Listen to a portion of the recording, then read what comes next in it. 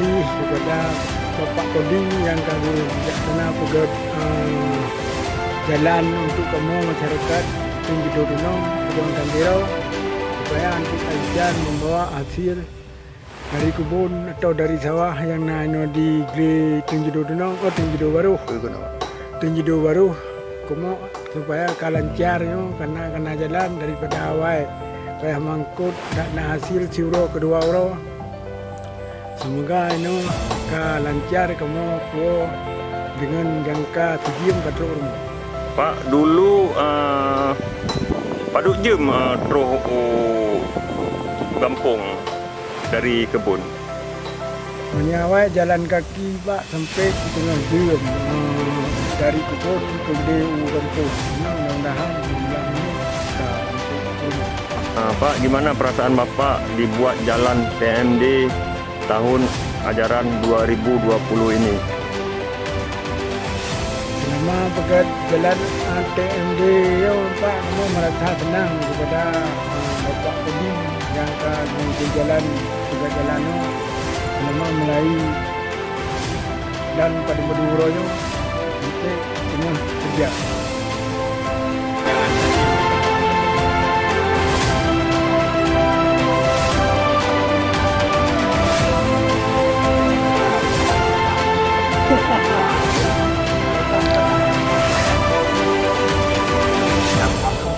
Kamu mau nih ya? Mau di dalam. Tanam karoi. Itu 130. Oh, dah jauh. Dah pun jauh. Kalau banyak darah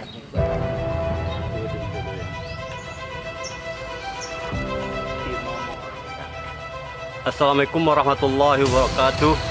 Nama saya Syarbini. Kami dari Bekas Pastiro selalu mendukung kegiatan TMMD ke-115 Kodim 0102 Pidia, dan Pak Dandim meminta kepada kami sebelum prajurit bekerja untuk mengecek kesihatan prajurit dan masyarakat.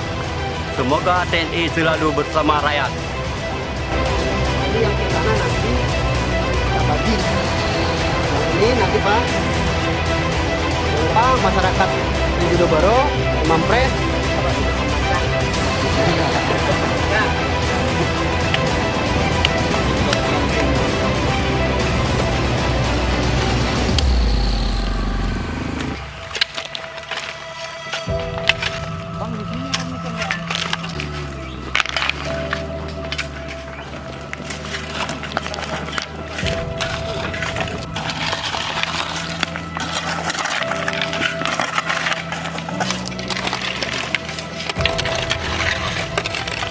Panjang